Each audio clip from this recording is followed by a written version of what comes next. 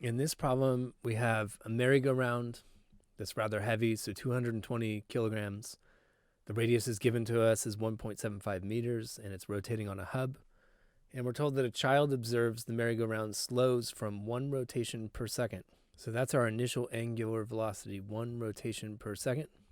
It should be expressed in radians per second. So rotation is 2 pi radians. So I have 2 pi radians per second to a stop in a total time of 75 seconds. So that's going to be some kind of delta t for the problem. We're trying to find the average torque in part A, and then we're trying to get the total number of rotations as this thing slows down to a stop. So there's a couple things I want to do just in advance of even taking these questions seriously.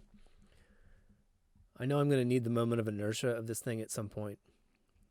So for a heavy disk, that's given by the formula 1/2 mr squared. That's something that in practice you just look up. And our mass is 220 kilograms, and our radius was 1.75 meters. And when I crunch the numbers on that, I get 336.9 kilogram meters squared. So that piece is done. So let's check out part A. Find the magnitude of the average torque on this thing exerted by the hub. So no hub is perfect, and this thing is just slowing down and grinding to a stop. How am I going to get at this? Well, I know the moment of inertia already. If I look at the rotational version of Newton's second law, so torque equals moment of inertia times angular acceleration, I already have I. If I had alpha, I could find out what torque this thing is experiencing. Well, I can get alpha, at least in the average sense, by looking at how much the angular velocity changed divided by how much time it took for that to occur. If I go ahead and pay attention to minus signs for a while, in the end we're asked about magnitude, but I think they're instructive. My final angular velocity is 0 because this thing comes to a stop. My initial was 2 pi radians per second. The time it took was 75 seconds. And I end up with an average angular acceleration of negative 0.0838 radians per second squared. Okay, that minus sign just means this thing is slowing down. I assumed that my initial omega was positive up here. In order to be slowing down, my acceleration must point the opposite direction. So it has a minus sign on it. Finally, we can get the torque. I really should put a bar over it indicating that I've averaged over a large amount of time. And that's going to be I alpha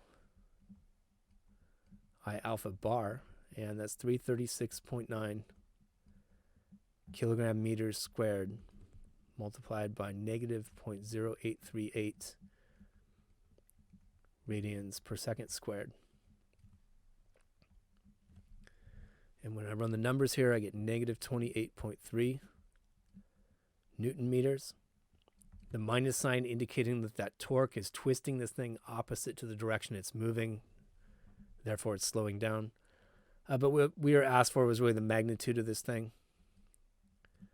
So I guess to be formal about it, absolute value bars, 28.3 Newton meters. Part B, assuming the torque is nearly constant, compute the total number of turns as the merry-go-round slows to a stop. All right, for this we're going to use our first angular kinematics formula. Theta equals theta naught plus omega naught t plus 1/2 alpha t squared. And you lose nothing by just saying you started at an angle of 0. So that's just a matter of where you put a spot of paint on this thing to keep track of how far it turns. And I'll go ahead and plug everything in. My initial angular velocity was 2 pi radians per second. The amount of time for the slowing down process is 75 seconds. I have a 1/2 and then alpha. It's very important here that you put in a negative for this. Negative 0.0838 radians per second squared. And then my time, again, is 75 seconds, and I'm going to square that. When I run the numbers on this, I get 235.6 radians. But we're asked to express this in a number of turns, not a number of radians. So I have to do some unit analysis real quick. There's 2 pi radians for every 1 rotation. So I'm multiplying by 1 rotation over 2 pi radians. And when I do that, it comes out to 37 and a half turns